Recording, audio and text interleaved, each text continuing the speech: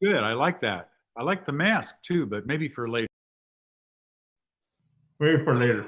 Everybody, welcome to the Fireside Chat San Francisco Playhouse. I'm Bill English, Artistic Director, and thrilled to be with you again.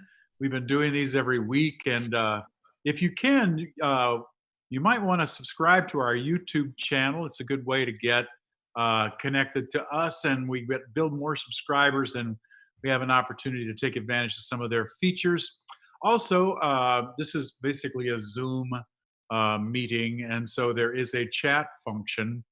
And we'd love for any of you who would like to ask Octavio a question. You can go ahead and do that, and then somebody will feed them to me, and I can ask them. So Octavio Solis, a longtime Bay Area playwright that was produced at, I first saw Santos y Santos at Campo Santo, and then he was also produced at the Magic Theater, all over the Bay Area, and one of our most favored playwrights. And 5 years ago, he moved up to Ashland and now lives there. And he's had a really a big couple years here. A lot of you may have seen Quijote Nuevo at Cal Shakes, or you might have seen Mother Road up at Ashland. But both those plays were produced in the East, and he's been kind of being produced constantly for the past year at least. And then also was just seen, word for word, just did a version of his book, Retablos. So a very wonderful playwright, and somebody that I've known for a couple of decades. And we're very, very excited to have him join us tonight on our Fireside Chat. So, Octavio, how Hi. Hi. You put that cigar down, huh? Oh, well, yeah, I just didn't want to, be a bad role model. Right. And the mask, too. There was that rumor that we could give it to each other. Oh, my gosh. Yeah, I have to watch out for that social distancing thing because I've got my own favorite mask here that I like to wear when I go out, which is rather infrequently. I don't get to wear the mask very much anymore because my wife won't let me leave the property. She won't let me leave the home. She does all the shopping. She gets the gas and all that. I have a tendency to catch just about every cold there that is circulating. I have to have my flu shot every year, or else I'll get that too. So I'm always getting sick, and I think it's because I'm always just a little overworked, Well, there was a news conference about being able to catch it over the internet, I think. Yeah, I heard that one too. I think that's a computer virus. That's it. We definitely can. Even computers need to keep some social distance. Yeah. So what's it like up in Ashland right now? Is it kind of a ghost town, or? Well, I've only driven there once, and it was to pick up some food that we ordered, some burgers at a little burger joint, and it's called Flip Burgers, and there was no one out. There was nothing going on. The season, which started with a bang, the season at the Oregon Shakespeare Festival, had opened up. It's like 5-6 shows, and then immediately had to shut them down, had to suspend the rest of the season, and they'd hoped to come back in September, but they actually decided to forego that. And so this is the first year, and I don't know how long, maybe since the company started, that there will be no theater performed in Ashland. So it's a little heartbreaking, especially for this to happen during Ataki Garrett's first year as artistic director. But she's such a visionary, and she is so strong that I think in 2021 the theater will come back even stronger. Yeah, great. And I hope to help and to be a part of that in any way I can, just to make sure that the theater begins to prosper again and get back on its own footing. You've been produced more than once, right, at Ashland? This Mother Road, which ran last year, marked my fourth play there. I've had 4 plays there, and so I've enjoyed a measure of success. It's because of them producing me since the late 90s all the way through now that finally my wife and I determined to move up here. She was just ready for the country. I was ready for a change as well. It broke my heart to sell our home that we lived in for over 20 years in San Francisco in the Sunset, a home that was built in 1910 and a beautiful old Edwardian in the Sunset District. But there was just no way we could sustain both. We're not wealthy, and we'd rather just sort of maintain a little cabin out here in the woods with our little 3-acre spread where we raise goats and chickens, and our 3 dogs have run of the place. They're our children now. My daughter, incidentally, Bill, lives here as well in Medford. Oh, right. Just up the road. Yeah. Yeah, yeah. Our address, our PO box address is Medford, Oregon, but it's unincorporated Medford. So when you call 911, the sheriff comes, not the police. So we tend to associate, theater and playwrights, directors, actors with metropolitan areas, with big cities and the sophistication that big cities bring. So how did it affect you, your writing, your thinking about writing, or to not be a part of that buzz of a big urban center and to have the kind of peace and quiet, but sort of in a way less stimulation in a rural environment? At first, I have to admit that I had a rough time. I thought that it would be an immediate diving board for me to just start launching into my work. But I had a bit of a writer's block for about a year, and I got really depressed. I thought that I'd lost my writers community, my artistic community. That I work from home in San Francisco, so I knew all my neighbors. I knew the people by name at Starbucks and at the dry cleaners and at the KFC and the Silver Spur, the bar. I had the homeless people that were there that I always gave money to as I walked my dog into Golden Gate Park. I knew them by name. They knew me. It was my neighborhood. And I lost that. And I moved to a rural part of the country, not in Ashland, 20 minutes outside of town, where it took me 10 minutes to get into, the nearest town of Talent and Phoenix. And so I had a bit of a setback. I couldn't write.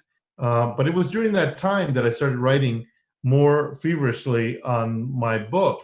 I didn't know that it was a book at the time, but I finally put all these little stories together about my growing up in El Paso into a book called Retablos. Which is right behind you, right? Yes, I have a copy of it here. We got good product placement.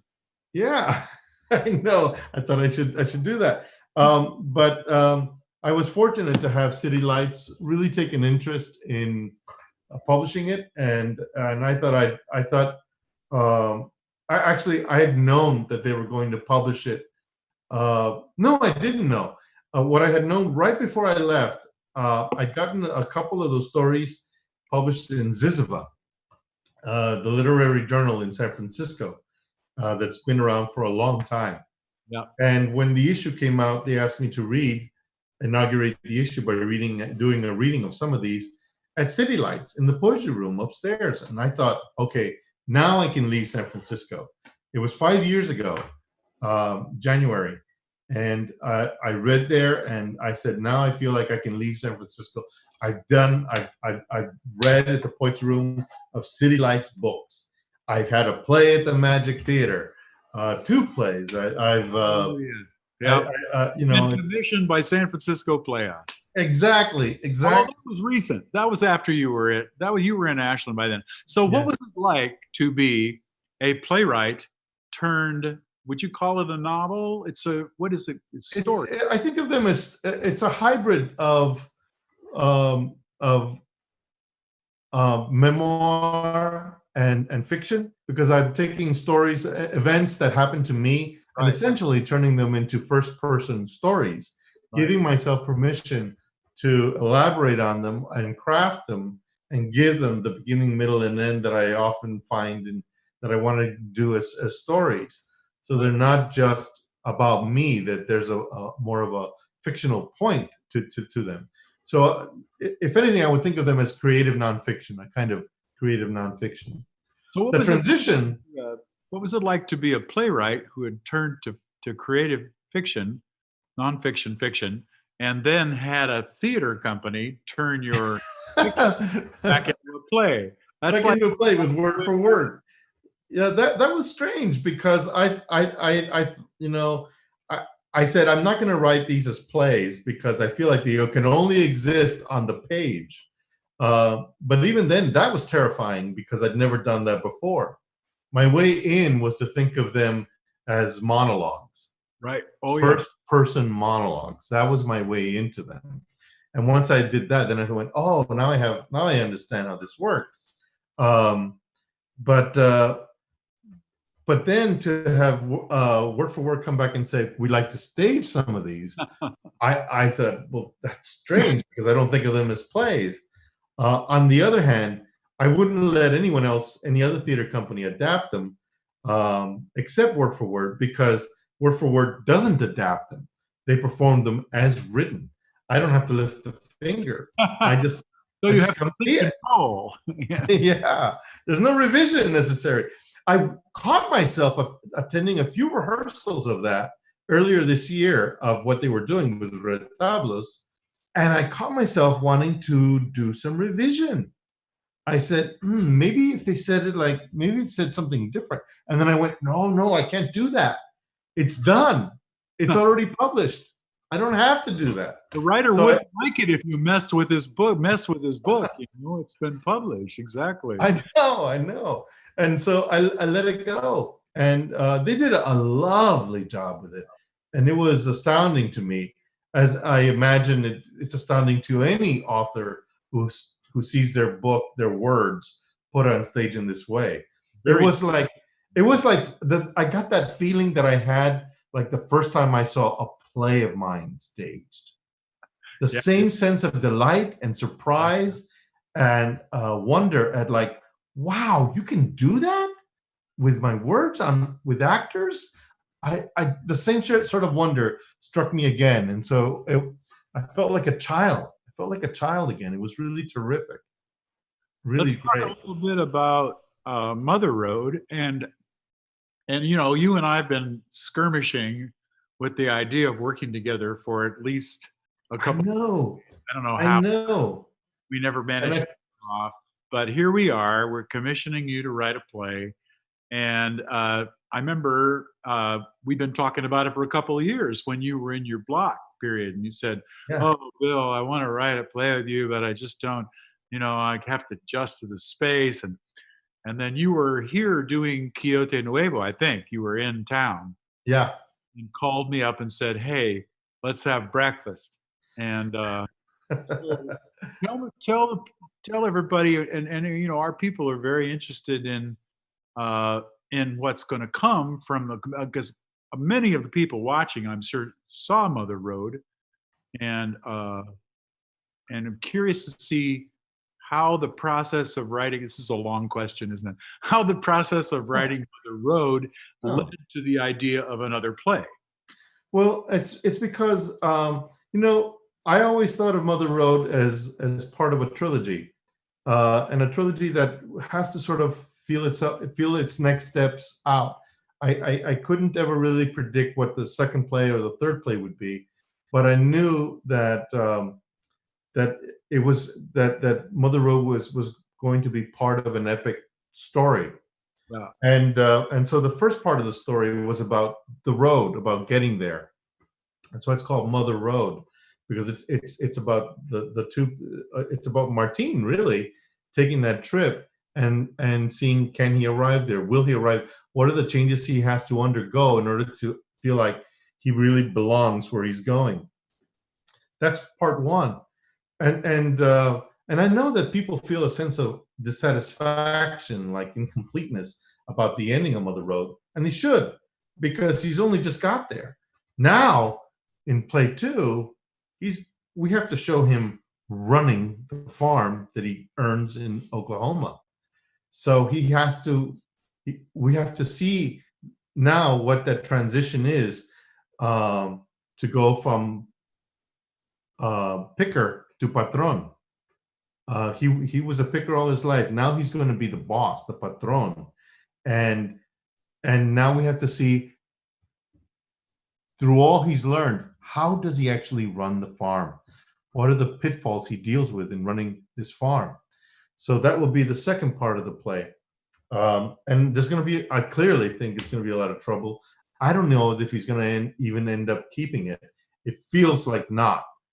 And then the third play will be about either leaving the farm or the farm ending in the rightful hands of someone else. I always feel like the epic form is about the city, about the city, the journey to the city, the ruling of the city, and then the departure from the city. All epics deal with that. The Iliad was about a battle for the city and the whole voyage there to fight this battle for the city of Troy. I feel like all the Henry the Fourth, Fifth, and Sixth are all about how to rule the city, how to fight for the city, how to define the proper kind of ruling of the city. The Aeneid is about leaving the city that is Troy, and Aeneas going on this journey to try to found a new city. What's the new city going to be? And in that case, it ended up being Rome. And so I'm doing the same thing here, except for me, the city is the farm. And I think I'm deeply affected by, it started happening way before I left here, almost 10 years before I moved here. I started being drawn to the land and to stories that dealt with agriculture. I was asked to participate in this project called the Food Project by Berkeley Rep at their ground floor series. They were commissioning something like 25, 30 writers to write 10-minute plays about food, farm to table sort of stuff, stable to table. And I was really particularly interested in the farming of the land and what that entails. So for me, I was already feeling something drawn that way. Also, Cal Shakes also asked me to write an adaptation of a Steinbeck novel called The Pastures of Heaven, which is all about agriculture and an agricultural community. So he was writing about his own town, his own city, fictional city, based on a real city. So I was drawn to agriculture in this weird way already. So it just made sense when I was asked by the Steinbeck Center to take this road trip with them across the United States, starting all the way from Sallisaw, Oklahoma to Salinas, California. I knew that I was going to be writing something like what Mother Road ended up being. I knew that was going to happen. But I didn't know at the time that I was going to be moving to Ashland. I didn't know that has been in the works, but there was still so much that was in the mist for me about how deeply connected to the land I was going to end up being. And some of the people may not know that Mother Road and the as yet unnamed sequel is connected to Grapes of Wrath and the journey of the Joad family from Oklahoma to California. That's right. Mother Road is the reverse journey. It's a reverse journey, and it starts with only two people. And over the course of that journey, we build a new American family that includes Mo, that includes James, that includes Curtis and Martine, and brings the old Joads back, both the bones of the dead as well as the last surviving Joad who's now turning the land over to him. That's about passing of legacies. It's about passing the torch. But you know that arriving is only part of the story. Right. So Martine, who who we discover in Mother Road is a direct descendant of Tom Joad. He has to go through his own ordeals now as he tries to become the boss and thinks he has all the tools, the proper tools, to be a good boss, a good um, um, tender of the land, a good farmer, a good rancher. And of the people who he will have authority over. That's a tough one, you know. Then once you Yeah. got to Oh, produce yeah. a crop and take that crop to the market and get paid and pay your bills and everything, you develop a whole different set of problems, you know. I Especially when already in Mother Road, we planted the seeds that he's going to insist on it being an organic farm. right. And an organic farm in an area like that might not work. He also has ideas about like the kind of crops he wants to raise that may not be suited for that area. He's also insisting on trying to give union power to his employees in a state that is essentially a right to work state where, unions don't fare very well, if at all, in I sense Oklahoma. a conflict coming. Yes. Oh yeah, oh yeah. You know, And I'm then if curious and, about and then if I'm and so all these factors are going to come into play. yeah. I'm curious about the girl he left at the altar. Oh yeah, Amelia.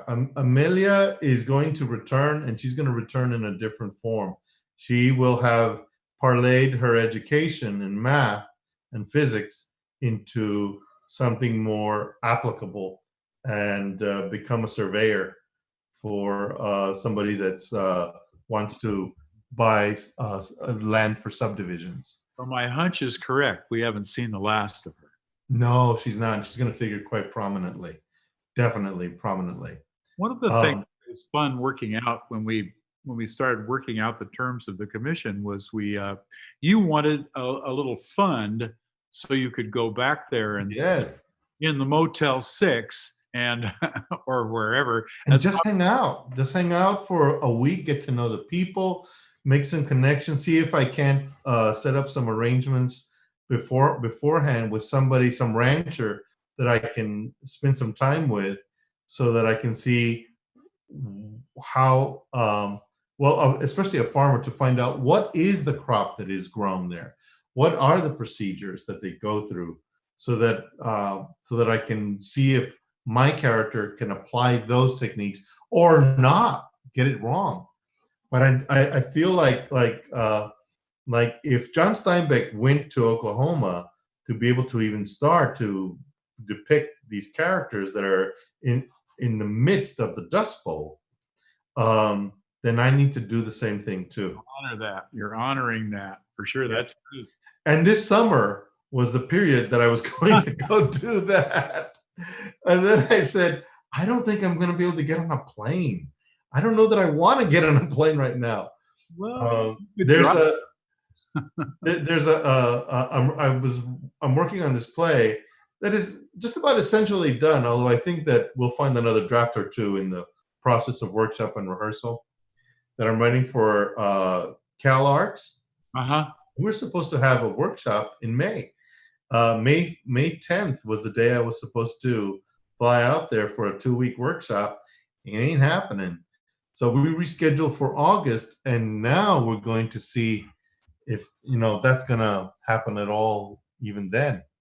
Well, tell me about your experience with like sort of the new normal or the current normal with like playwrights and actors and directors working in these Zoom readings and conferences. Have you done any Zoom readings? I Or have.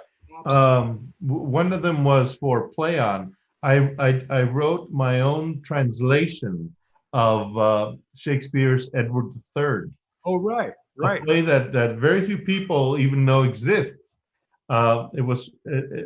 Its provenance has been in question for a long time, because it was published in a single volume, not part of the quartos or the first folios at all, and it was published anonymously without the name of giving credit to the author. What is the name of the play?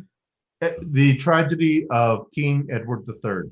Edward the Third. Oh, Edward III. He's the one that launched the invasion of of the English into France to try to claim the crown because he thought that he was the rightful king of France, and thus started the Hundred Years' War. So, and it's essentially a propaganda play that Shakespeare and possibly Thomas Kidd wrote.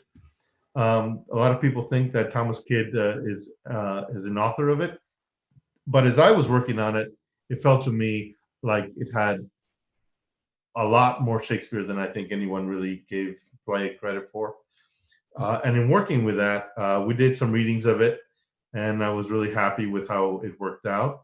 Um, and then we did a Zoom reading sometime I think last month and a half ago, and it went rather well.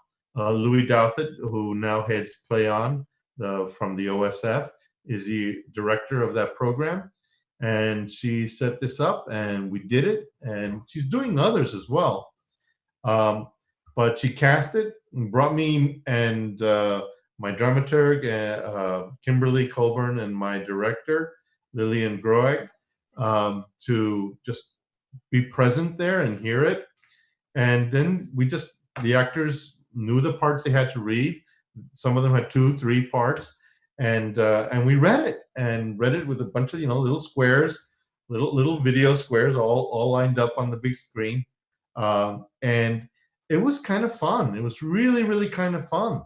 You can learn a lot from a Zoom reading, right? I mean, I think it actually not a bad format for readings. Yeah.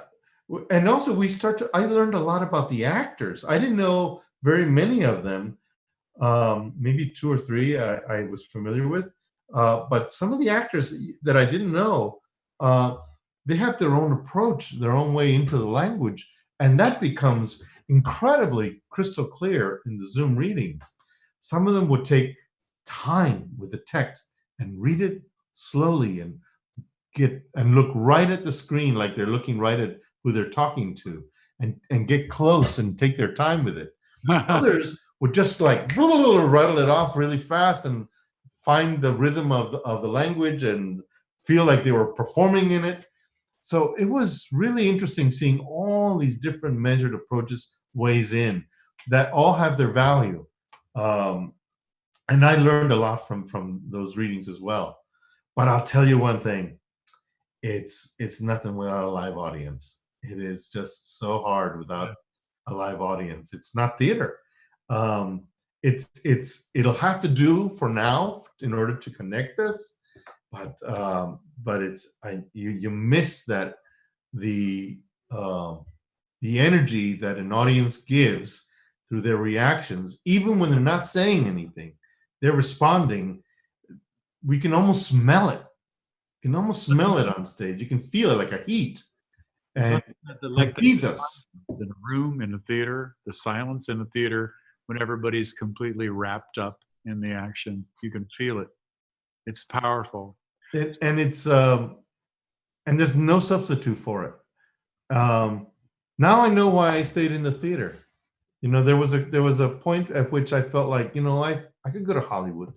I know I could work in TV. I know I could get a job there. It would be easy. But I eschewed that instead and went to San Francisco from Dallas because I wanted to stay in the theater. I wanted to make a commitment to the theater and live a life in the theater because, well, for one thing, as a playwright, I have more power as a writer than I do in Hollywood. I don't get as much money, but I never did this for the money anyway. It's nice when it comes, but I do it for the joy of it, for the connection that can only come from having a live audience. Players can feel when somebody is shifting in their chair, and it affects the performance in ways that they're not even aware of. But in a movie theater, you can get up and go to the bathroom in the middle of the movie, and the screen doesn't know it. No one that's performing there knows it. It's frozen. It can't change. Yeah. We can't change the performance of the people on the screen at all.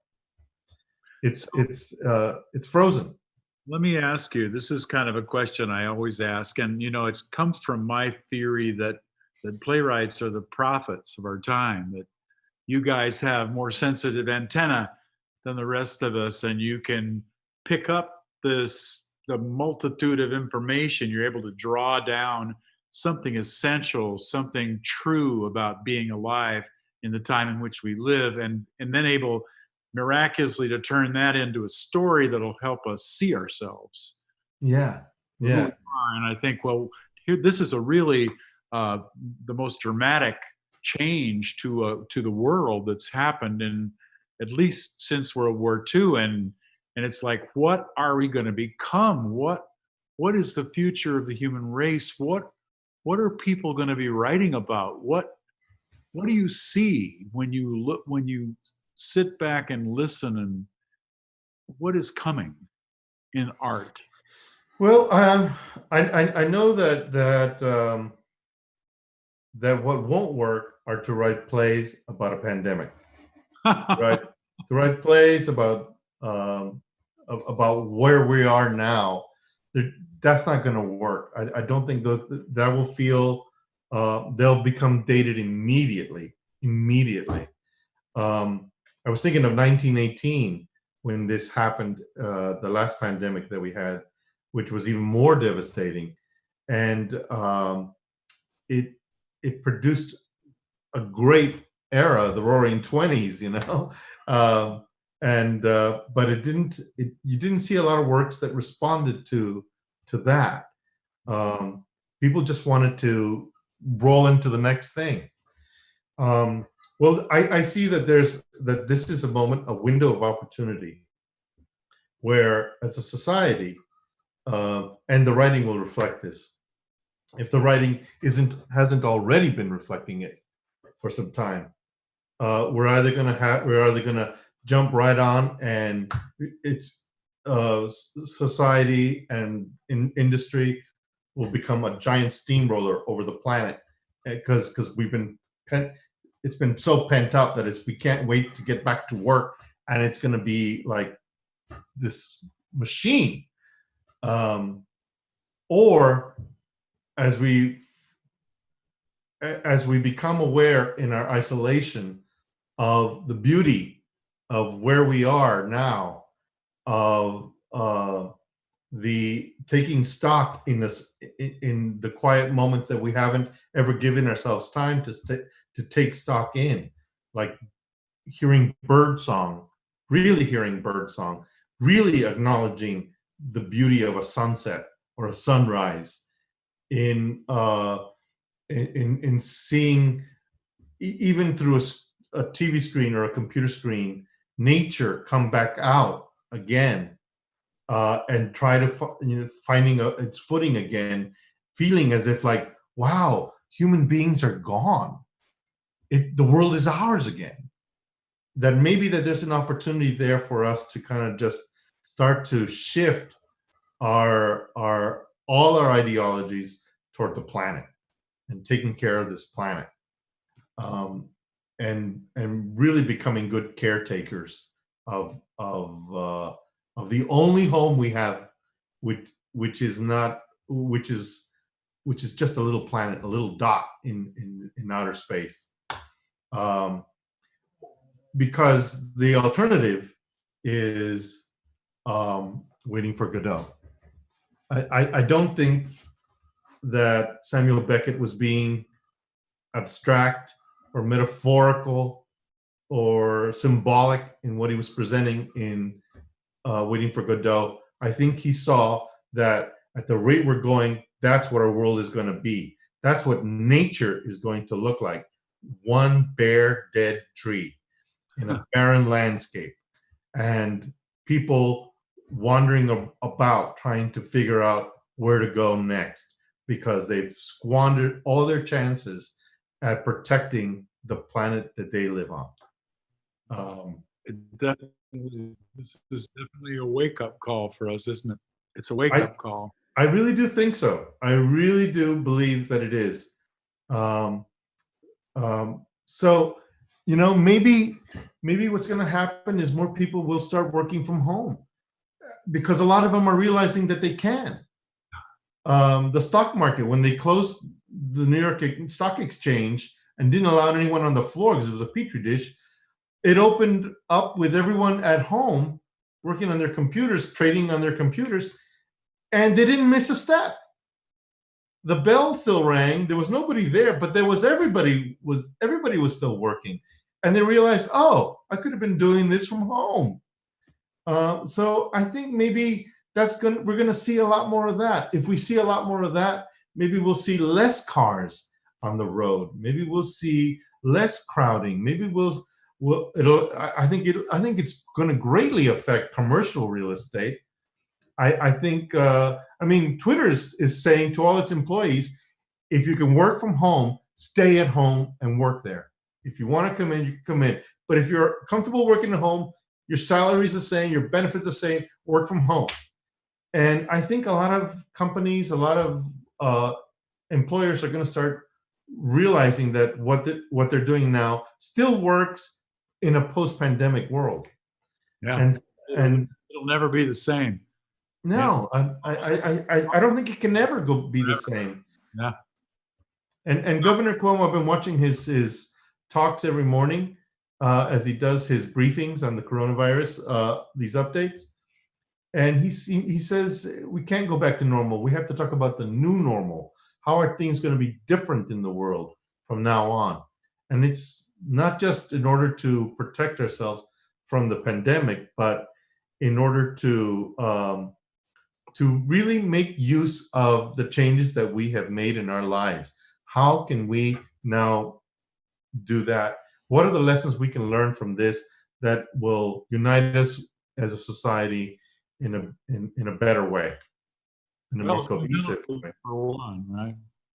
Sorry? Humility for one. Yeah. Listen, we're going to wrap this up. Thank you so much, Octavio. It's so great to see you, and it's so great to have you here to talk about art and theater and the world at large and just get your perspective on things.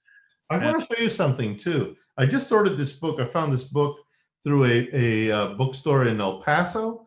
I'm from El Paso, but I found this book called Epidemic in the Southwest, published in like 1984. And it's about how El Paso, my hometown, dealt with the 1918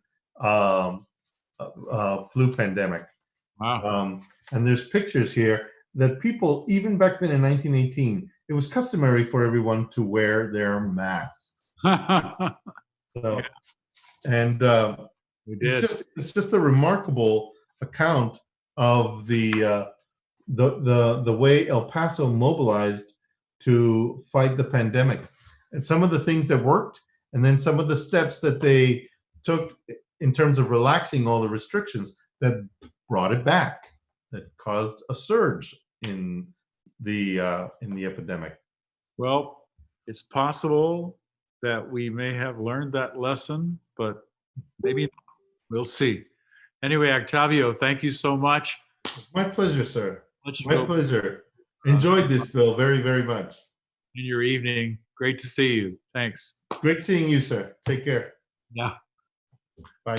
Thanks, everybody. Thank you so much for tuning in to our Fireside Chat with America's great playwrights. Please let us know what you're thinking about this. Also, we are entering a time when there's so much doubt about whether the theater is going to survive. We hope that many of you have contributed to the theater. We've had thousands of people who have helped us with getting through this dark time for all performing arts, and we're hoping that many of you may continue and may consider making a gift to the theater in this case. So thank you once again for tuning in to the Fireside Chats of the Empathy Gym, San Francisco Playhouse, and thank you. We'll see you next week.